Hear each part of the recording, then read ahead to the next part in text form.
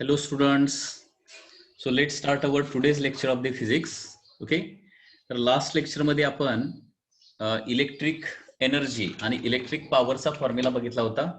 Electric एनर्जीचा formula होता FIT आणि पॉवरचा होता FI. बरोबर आहे ना. त्याचबरोबर इलेक्ट्रिक एनर्जी किंवा इलेक्ट्रिसिटी किती कंझ्युम होते ते मेजर करण्यासाठी युनिट कुठलं वापरलं जातं MSCB कडून किंवा MSCDCL कडून किलोवॅट अवर हे युनिट वापरलं जातं आणि त्यालाच काय म्हणतो आपण युनिट असं म्हणतो. ठीक आहे. आणि 1 किलोवॅट अवर म्हणजे काय तर when electrical appliance of 1000 watt is used for 1 hour 1 unit then 1 unit that is 1 kilowatt hour electricity is said to be consumed. म्हणजे 1000 वॅटचं इन्स्ट्रुमेंट 1 तास वापरलं तर काय होणार आहे 1 युनिट एवढी इलेक्ट्रिसिटी कंझ्युम होणार आहे. ओके. आता किलोवॅट अवर हे एनर्जी मेजरमेंटचं युनिट आहे आणि SI सिस्टम मध्ये युनिट काय आहे जूल आहे. तर यांच्यामधला कन्व्हर्जन फॅक्टर देखील बघूया. ओके. तर कन्व्हर्जन बिटवीन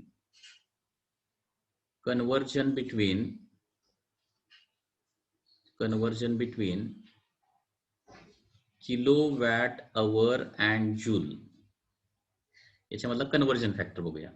आता बघा हे कन्व्हर्जन फॅक्टर कसा येणार आहे तर 1 किलोवॅट अवर बघा 1 किलोवॅट अवर म्हणजे किती जूल हे देखील माहिती पाहिजे कारण जूल हे SI सिस्टम मधलं युनिट आहे एनर्जी मेजरमेंटचं आणि किलोवॅट अवर हे स्पेसिफिकली इलेक्ट्रिसिटीसाठी काही वेळेला वापरलं जातं.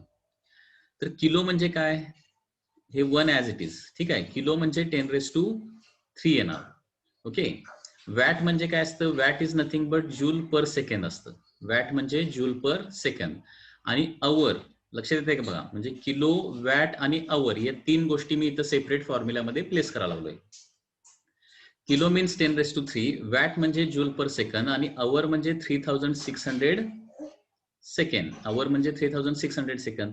आता इथं काय होणार बघा second and second get cancel and therefore किती होणार आहे हे 3600 1 into 3600 म्हणजे 3600 into 10⁻³ जूल येणार आहे किंवा यालाच आपण म्हणू शकतो 1 kilowatt our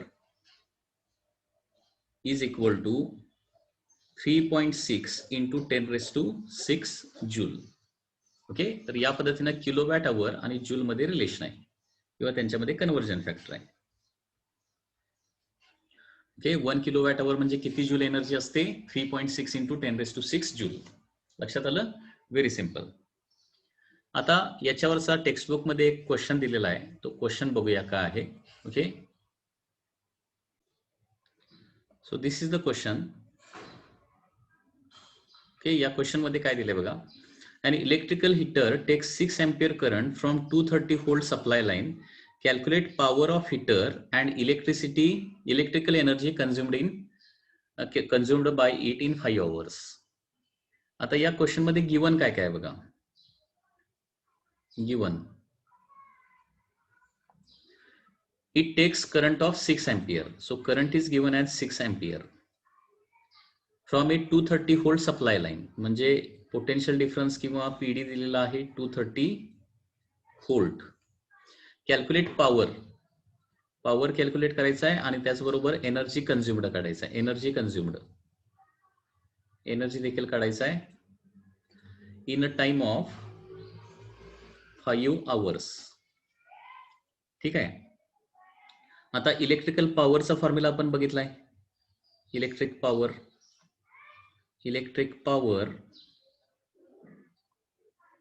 okay P is equal to V into I voltage into current किंवा PD इंटू करंटलाच पॉवर आपण म्हणतो. लक्षात घ्या.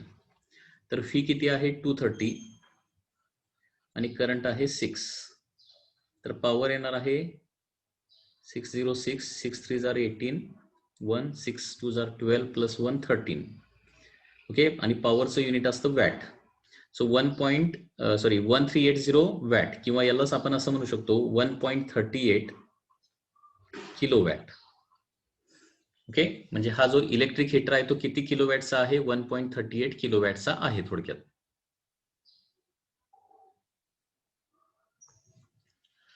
ओके. त्याच्यानंतर इलेक्ट्रिकल एनर्जी कन्झ्युम्ड इन 5 आवर.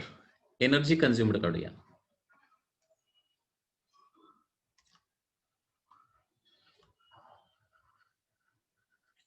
आता एनर्जी कन्झ्युम्ड सुरुवातीला जूल मध्ये काढूया. VIT एनर्जी कन्झ्युमचा फॉर्म्युला काय असतो? VIT फॉर्म्युला असतो. व्होल्टेज आहे 230 इंटू करंट आहे 6 आणि टाइम आहे 5 आवर्स. 5 आवर्स म्हणजे किती होणार आहे? 5 इंटू 3600 सेकंड होणार, बरोबर आहे ना? सेकंड मध्ये कन्व्हर्जन केलं तर ही एनर्जी कन्झ्युम्ड या फॉर्म्युल्यानुसार काढली तर ती किती येणार आहे? कशामध्ये येणार आहे? जूल या युनिट मध्ये येणार, हे लक्षात घ्या. Okay. So 230 into 6 5 are 30 into 3600. So energy consumed is coming to be 2.484 into 10 to the power 7 joule. 2.484 okay into 10 raised to 7 joule एवढी इलेक्ट्रिक एनर्जी कन्झ्युम्ड येणार आहे जूल मध्ये. ठीक आहे. आता ही एनर्जी आपल्याला वॅट मध्ये काढायची असेल तर 2.484 into 10 raise to 7 divided by, okay, watt मध्ये जर काढायचे असेल तर डिवायडेड बाय काय करू शकतो? 3.6 इंटू 10 रेस टू 6 करू शकतो. ओके. कारण जूलचं वॅट मध्ये कन्व्हर्जन करायला या पद्धतीनं सॉरी जूलचं किलो वॅट आवर मध्ये, वॅट मध्ये नव्हे, जूलचं किलो वॅट आवर मध्ये कन्व्हर्जन करायचं असेल तर 3.6 इंटू 10 रेस टू 6 या कन्व्हर्जन फॅक्टर जो आपण काढलेला आहे त्यांना डिवाइड करावं लागेल. हे आन्सर येणार तुमचं किलो वॅट आवर मध्ये. Okay. So divided by 3.6 into 10 raise to 6 तर हे एक्झॅक्टली येणार आहे 6.9 किलो वॅट आवर. हे असं येणार आहे. हे डायरेक्टली किलो वॅट आवर मध्ये आन्सर पाहिजे असेल तर असं पण करू शकताय, और दुसरी मेथड लक्षात घ्या. एनर्जी कन्झ्युम्ड असं पण डायरेक्ट करू शकताय. Energy consumed is equal to power into time. Power into time असं देखील डायरेक्ट करू शकताय. आता पॉवर काय करायची? किलोवॅट मध्येच घ्यायची आहे. 1.38 किलोवॅट पॉवर आपण काढलेलीच आहे ना, 1.38 किलोवॅट. आणि टाइम किती आहे? 5 आवर्स. 5 आवर म्हणजे डायरेक्टली बघा किलोवॅट आवर मध्येच डायरेक्ट येणार. हे एवढं सगळं करण्यापेक्षा एनर्जी कन्झ्युम्ड डायरेक्ट असं पण काढू शकताय. परंतु याच्यासाठी किलोवॅट आवर मध्ये डायरेक्ट आन्सर काढायला कंडिशन काय आहे? पॉवर तुमची किलोवॅट मध्ये असली पाहिजे आणि टाइम तुमचा आवर मध्येच असला पाहिजे. ओके. सो 1.38 इंटू 5 म्हणजे पुन्हा एकदा 6.9च येतं. 6.90 आणि युनिट येणार आहे kilowatt into hour, that is kilowatt hour. Okay.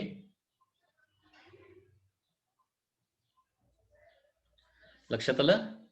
तर एनर्जी कन्झ्युम्ड हे दोन्ही मेथडनं काढलं तरी चालतं, कुठल्याही मेथडनं काढलं तरी आन्सर तेवढंच येणार आहे. VIT फॉर्म्युला वापरा नाहीतर पॉवर इंटू टाइम वापरा, आन्सर तेच येणार आहे. फक्त पॉवर इंटू टाइम केलं तर काय होणार आहे? तुमचं फास्ट आन्सर येणार आणि डायरेक्ट किलोवॅट आवर मध्ये येणार. म्हणजे पॉवर जर किलोवॅट आणि टाइम मध्ये टाइम जर आवर मध्ये असेल तरच किलोवॅट आवर मध्ये. आणि VIT न काढलं तर जूल मध्ये आन्सर येणार सुरुवातीला आणि ते जूलचं किलोवॅट आवर मध्ये कन्व्हर्जन करण्यासाठी 3.6 इंटू 10 रेस टू 6 ने डिवाइड करायला पाहिजे. ओके. या दोन्ही मेथडनं तुम्ही करू शकताय. ठीक आहे. आता याच्यानंतर एक खूपच महत्वाचा पार्ट आपल्याला बघायचा आहे, that is colour code system for the carbon resistors. Okay. Resistors, कारण याच्यावर या रिसेंट जी परवाची नीट एक्झाम झालेली आहे त्या नीट एक्झामला याच्यावर क्वेश्चन होता. म्हणजे कलर कोड तुम्हाला दिलेला होता आणि त्याच्यावरून त्याचा रेजिस्टन्स काढायचा होता. ओके. म्हणजे हे खूप इझी आहे, लक्षात घ्या. तर सुरुवातीला रजिस्टर म्हणजे काय बघूया आणि ते कशापासून बनलेले असतात आणि त्याची कलर कोड सिस्टीम म्हणजे काय. Register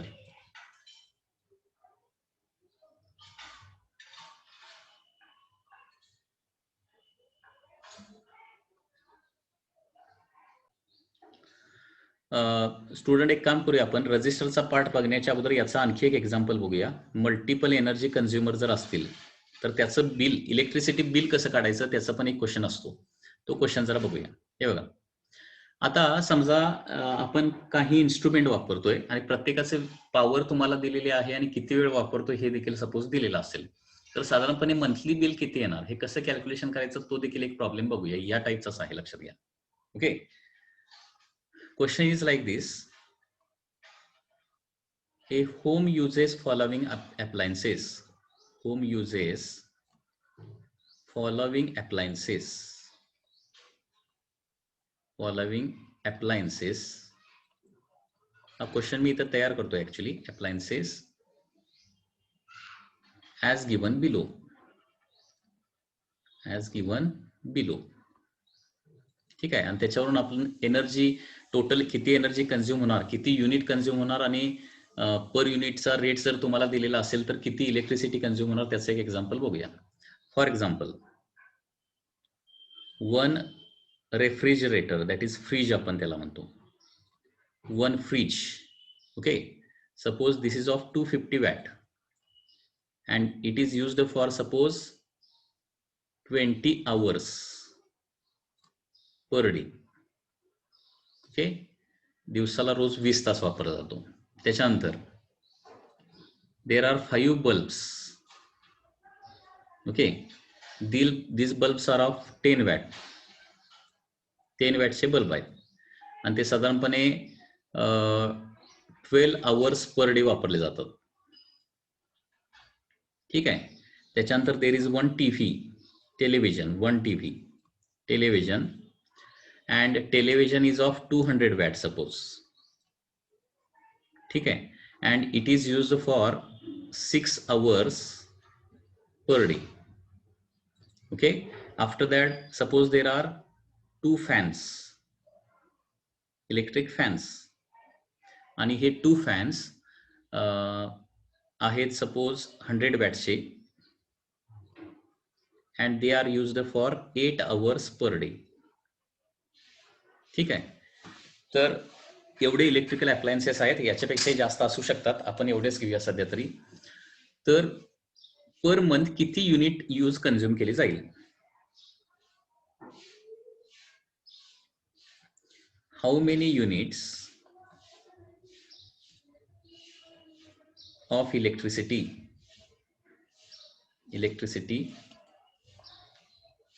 कंझ्युम्ड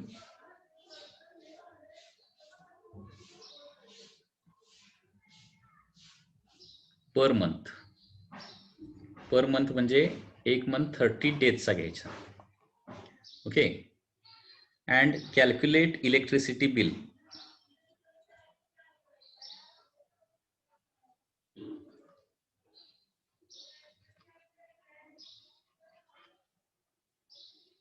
Calculate electricity bill if 1 unit cost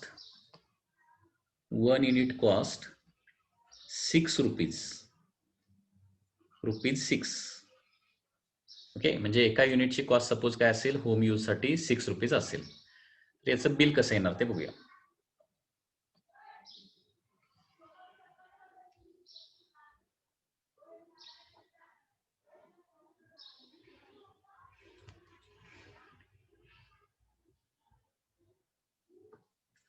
ठीक आहे, आता हे कॅल्क्युलेशन कसं करायचं बघा. फ्रीजचं पर डे आणि पर मंथ किती युनिट होतात बघूया. तर त्याच्यासाठी पाहिजे तर टेबलच तयार करूया. ओके, आणि टेबलच्या स्वरूपात कॅल्क्युलेशन केलं तर बरं होईल. इलेक्ट्रिक अप्लायन्स, ओके, त्याची पॉवर, ओके, त्याच्यानंतर टाइम ऑफ यूज आणि टाइम पर डे, आणि कन्झम्पशन पर डे काढूया सुरुवातीला. पर डे म्हणजे एका दिवसात किती युनिट कंझ्युम होणार. आता फर्स्ट इलेक्ट्रिकल अप्लायन्स आहे फ्रीज. ठीक आहे, त्याची पॉवर किती आहे बघा, पॉवर आहे 250 वॅट. आता नेहमी पॉवर जी आहे ती काय करणार आपण किलोवॅट मध्ये डायरेक्ट लिहिणार, कारण किलोवॅट इंटू आवर मधला टाइम केला की किलोवॅट आवर मध्ये डायरेक्ट आपलं काय येणार आहे, कन्झम्पशन येणार आहे. तर 250 वॅट म्हणजे काय येणार आहे, 0.25 किलोवॅट. पॉवर सगळे आपल्याला किलोवॅट मध्येच लिहायचे इथं, पहिली गोष्ट किलोवॅट. ओके. आणि टाइम किती आहे पर डे, 20 आवर्स. टाइम सगळा आवर मध्ये घ्यायचा आहे, मिनिट किंवा याच्यामध्ये दिलेला असेल तर 20. आणि एकच फ्रीज आहे ना, त्याच्यामुळे कन्झम्पशन पर डे किती होणार आहे, 20 इंटू 0.25. ओके, 20 इंटू 0.25 म्हणजे किती येणार आहे, 5 युनिट्स पर डे. त्याच्यानंतर सेकंड 5 बल्ब्स आहेत. ओके, ते किती आहेत, 10 वॅट म्हणजे किती होणार आहे, 0.01 किलोवॅट. वॅट मध्ये किलोवॅट मध्ये कन्व्हर्जन करण्यासाठी 1000 न थोडक्यात डिवाइड करायचं. आणि 12 आवर्स पर डे वापरले जातात. म्हणजे इथे कॅल्क्युलेशन किती होणार बघा, एका बल्बचं 0.01 इंटू 12 आणि असं 5 बल्बचं त्याला 5 न मल्टिप्लाय करायला पाहिजे. मग या तिन्ही नंबरचं मल्टिप्लाय करायचं, 5 into 0.01 into 12. Okay, 5 into 0.01 into 12. तर हे किती येतं, 0.6 युनिट येणार आहे पर डे. त्याच्यानंतर 3 1 टीव्ही 1 टेलिव्हिजन. 1 टीव्ही किती आहे, 200 वॅट. 1000 ने डिवाइड केलं तर 0.2 किलो वॅट होणार, 6 आवर्स पर डे. म्हणजे किती होणार आहे, 6 इंटू 0.2 म्हणजे किती होणार आहे, 1.2 युनिट येणार. ओके. Fourth 2 fans. एक फॅन आहे 0.1 किलो वॅटचा, 8 आवर्स पर डे. ओके. आता एकच फॅन जर यूज केला तर 8 इंटू 0.1 म्हणजे 0.8 येणार, आणि 2 फॅनचं किती येणार मग, 1.6 येणार. ओके. तर एवढं किलोवॅट म्हणजे एवढी युनिट जी आहे ती यूज काय होणार आहे, पर डे होणार आहे. याची ऍडिशन करतो, 5 plus 0.6 plus 1.2 plus 1.6, that is 7.8 unit होते रोज. 7.8 युनिट. हे सगळे जे अप्लायन्सेस आहेत ते रोज किती, 7.8 युनिट जे आहेत ते काय, इलेक्ट्रिसिटी कन्झ्युम करतात. बरोबर आहे ना.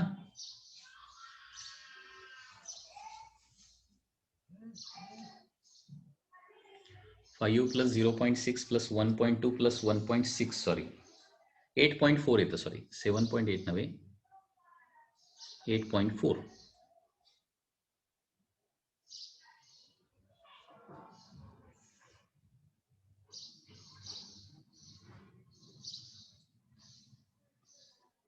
हे कॅल्क्युलेशन फक्त बरोबर आहे का बघा, एकदा चेक करा. हे 0.25 इंटू 20 म्हणजे 5 झालं, हे बरोबर आहे. 0.01 इंटू 12 इंटू 5. ओके, 5 न मल्टिप्लाय केलं ना याला, 0.6च येतं. 5 बल्ब्स आहे ते बघा. या 2 पॉवर इंटू टाइम केलं तर फक्त एकाच येणार आहे, आणि परत त्याला 1 आहेत का 5 आहेत का 2 आहेत त्यांना परत मल्टिप्लाय केलंय ना. लक्षात येत आहे, तिन्ही गोष्टीचं मल्टिप्लिकेशन करायचं. किती अप्लायन्सेस आहेत, एकाच किलोवॅट मध्ये पॉवर किती आहे, आणि आवर मध्ये टाइम किती आहे, या तिघांचं मल्टिप्लिकेशन करायचं म्हणजे किलोवॅट आवर मध्ये येणार. आणि किलोवॅट आवर म्हणजेच युनिट ना. सो 8.4 युनिट येणार आहे. Okay. So therefore total electricity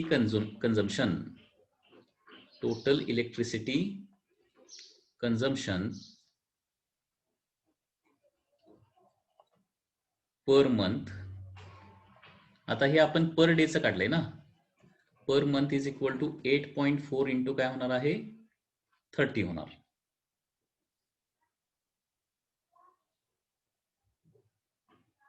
into 30 म्हणजे येणार आहे 252 युनिट्स. 252 युनिट्स. हे आता अंदाजे व्हॅल्यू घेतल्यामुळे माझं हे आन्सर एवढं यायला लागलंय, 252 units. And therefore electricity bill असं जर वापरलं, एवढ्या वॅटचे एवढे इन्स्ट्रुमेंट आपण 1 मंथ वापरले, तर इलेक्ट्रिक बिल किती येणार आहे, किंवा इलेक्ट्रिसिटी बिल किती येणार आहे, 252 युनिट, आणि पर युनिट आहे 6 रुपीज.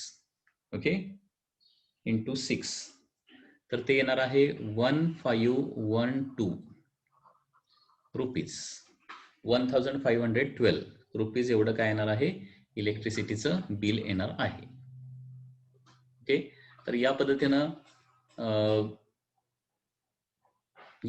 तुम्ही काय करू शकताय, कॅल्क्युलेशन करू शकताय. म्हणजे डेली प्रत्येक इन्स्ट्रुमेंटचा वापर किती आहे, किती तास वापरला जातं, आवर्स मध्येच टाइम घ्यायचा आणि प्रत्येकाची पॉवर किलोवॅट आवर मध्ये घ्यायची आणि दोघांचं मल्टिप्लिकेशन करायचं.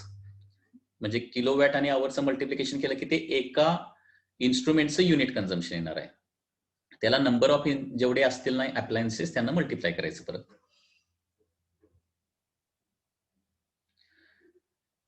Number of days per month. So on an average आपण काय लागलोय, 30 मंथचं जर बिल असेल तर एवढं येणार हे साधारणपणे 30 मंथ एक्झॅक्टली एवढा वापर झाला तर. आता रियालिटीमध्ये वापर जो आहे प्रत्येक अप्लायन्सचा कमी जास्त होत असतो थोडासा, बरोबर आहे ना. डेज कमी जास्त असतात, वापर कमी जास्त होत असतो. एखाद्या दिवशी म्हणजे ऑन एन ऍव्हरेज किती तास वापरलं जातं, साधारण अंदाजे इलेक्ट्रिसिटी बिल किती असेल हे आपण या पद्धतीनं फाइंड आउट करू शकतो.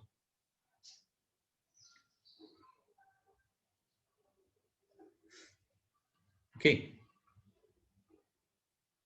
लक्षात आलं का बघा हे. हा, आता नेक्स्ट पार्ट, याच्यामध्ये कुणाला काय डाऊट असला तर विचारा, अदरवाईज आपण नेक्स्ट पार्ट रजिस्टरचा पार्ट बघणार आहे. हे सगळे लेक्चर्स आपण युट्यूबवर अपलोड करतोय, त्याच्यामुळं युट्यूबवर परत काय डाऊट असला तर रिपीट बघा, म्हणजे तुम्हाला काय प्रॉब्लेम होणार नाही.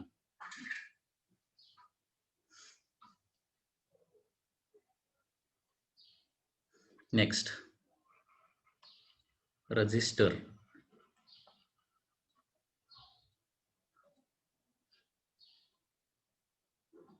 रजिस्टर इलेक्ट्रिसिटी बिल लक्षात घ्या, घरातलं जसं असतं तसंच इंडस्ट्रीचं असतं. फक्त हे इलेक्ट्रिसिटी मेजर करण्यासाठी डायरेक्टली ते इलेक्ट्रिसिटी मीटर असतं, ते मीटर डायरेक्टली युनिट डिसाईड करतं.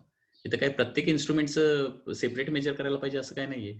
इलेक्ट्रिसिटी मीटर आहेत ना ऑलरेडी, ते मीटरमध्ये डायरेक्टली किती युनिट कन्झ्युम झालंय ते लक्षात येतं. रजिस्टर, आता रजिस्टर म्हणजे काय, तर resistor is a device which is use to limit the current flowing through the particular path of the circuit. Okay, resistor म्हणजे करंट कंट्रोलिंग डिव्हाइस आहे, लक्षात घ्या. Okay, so register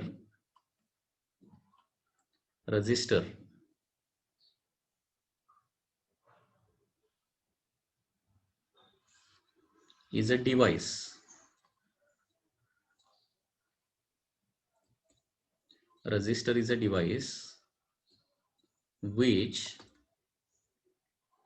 which is used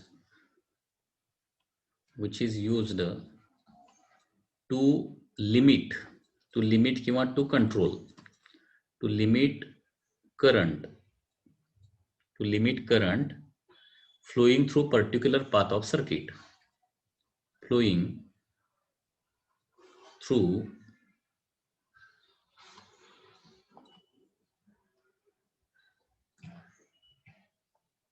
particular path of circuit. Okay, so resistor is a device which is used to limit current flowing through particular path of circuit. Short मध्ये आपण असं म्हणू शकतो, resistor is a current controlling device.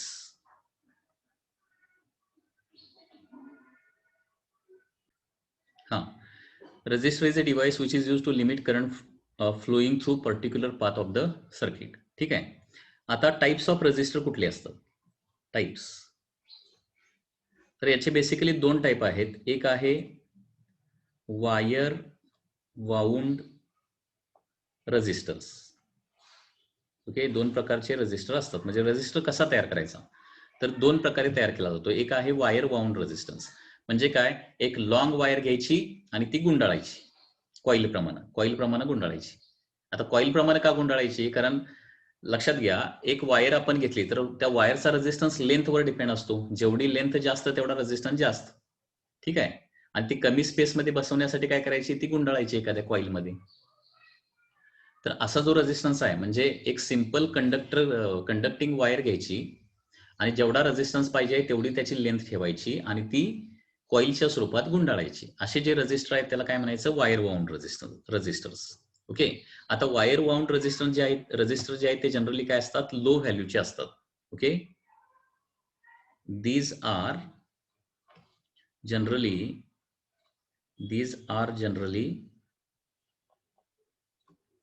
low value resistors. Okay, these are generally low value resistors. Second, wire wound resistance नंतर next आहे that is carbon resistors. Carbon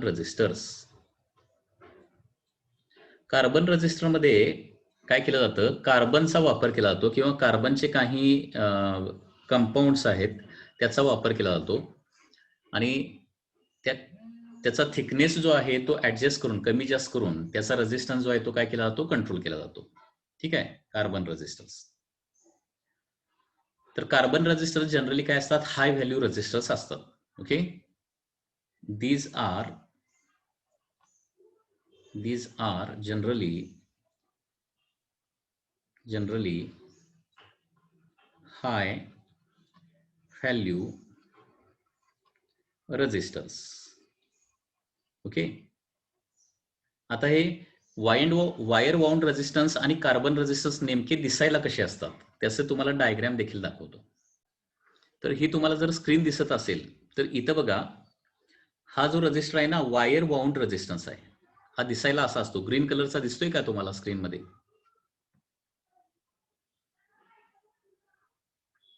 okay. त्याच्या आतमध्ये काय असते, हे असं कोटिंग आहे त्याच्याभोवती आणि त्याच्यामध्ये अशी आतमध्ये वायर गुंडाळलेली असते.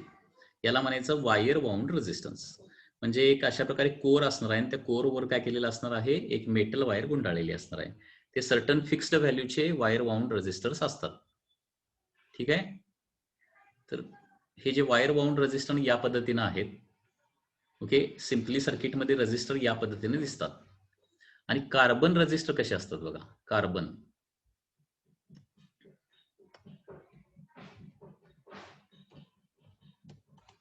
Carbon resistors, these are like this. Diagram तुम्हाला दिसते ना, हे सगळे कार्बन रेझिस्टर्स आहेत. आता कार्बन रेझिस्टर जर तुम्ही बघितलं ना, त्याच्यावर कलर्ड बँड्स असतात, कलरचे पट्टे असतात. दिसते का? आता फॉर एक्झाम्पल इथं जर समोर तुम्हाला दिसत असेल तर इथं सुरुवातीला ब्राऊन कलर आहे, नंतर ब्लॅक कलर आहे, त्याच्यानंतर रेड कलर आहे आणि त्याच्यानंतर गोल्ड कलर आहे. ओके. गोल्ड कलर हा मधला जो आपण बघतोय तो. तसा इथं देखील ब्राऊन, ब्लॅक, रेड आणि गोल्ड. ओके. तर या पद्धतीनं कलर्ड बँड, 4 कलर्ड बँड्स असतात. आणि हे जे रेझिस्टर आहेत ना, त्याला काय म्हणायचं, कार्बन रेझिस्टर्स असं म्हणायचं. इथं देखील एक दिसतोय बघा, पहिला जो बँड आहे इकडं लेफ्ट कॉर्नरला ग्रीन, त्याच्यानंतर दुसरा जो आहे तो कुठला आहे, ब्राऊन आहे, त्याच्यानंतर ब्ल्यू आहे आणि पुढं no colour. Okay, no colour. तर या पद्धतीनं हे कार्बन रेझिस्टर्स असतात.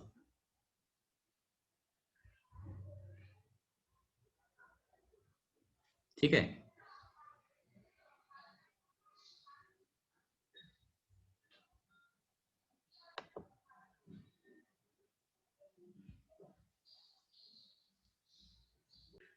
ओके. सो मोस्टली जे कार्बन रेझिस्टर आहेत तेच आपण मोस्टली सर्किटमध्ये वापरतो. ठीक आहे. आता हे कार्बन रेझिस्टन्स जे आहे ते जनरली हाय व्हॅल्यू रेझिस्टन्स असतात, काही लो व्हॅल्यू पण असतात. ओके. आणि याच्यामध्ये दीज आर लिस्ट एक्सपेन्सिव्ह, म्हणजे याची कॉस्ट जी आहे ती खूप कमी असते. अगदी काही रेझिस्टर तर 1 रुपयाला 10 रेझिस्टर्स वगैरे मिळतात, एवढी त्याची लो कॉस्ट असते. त्याच्यामुळं हे इनएक्सपेन्सिव्ह आहेत. वायर वाउंड रेझिस्टन्स मध्ये लक्षात घ्या, अशा प्रकारे एक कनेक्शन असणार आणि ते एका कोरवर काय केलेलं असणार, गुंडाळलेले असणार आहे. याला म्हणायचं wire wound. So this is a carbon resistor. ज्याच्यावर कलरचे पट्टे असतात. आणि हा आहे wire wound resistance. Wire wound resistor, ज्याच्यामध्ये वायर फक्त गुंडाळलेली असते. ओके. याच्यावर कलर कोड सिस्टीम वगैरे काय नसतं, कलर कोड वगैरे नसतात. डायरेक्टली याच्यावर त्याची व्हॅल्यू लिहिलेली असते, रेझिस्टन्स किती आहे ते. ठीक आहे. सो जे कार्बन रेझिस्टन्स आहेत they are small and inexpensive. these are small and inexpensive. Okay, carbon resistance small आणि इनएक्सपेन्सिव्ह असतात. तर आता ही कलर कोड सिस्टीम जी आहे ती खूप महत्वाची आहे, कारण ते तुम्हाला नीट सीईटी किंवा मेन्स एक्झाम मध्ये देखील या कलर वरून तुम्हाला याचा रेझिस्टन्स किती आहे ते तुम्हाला फाइंड आउट करता आलं पाहिजे. ओके, तर ही कलर कोड सिस्टीम कशी आहे, त्याच्यावरून रेझिस्टन्स कसा फाइंड आउट करायचा ते आपण काय करणार आहे नेक्स्ट लेक्चरला बघणार आहे. Okay, because time is less now.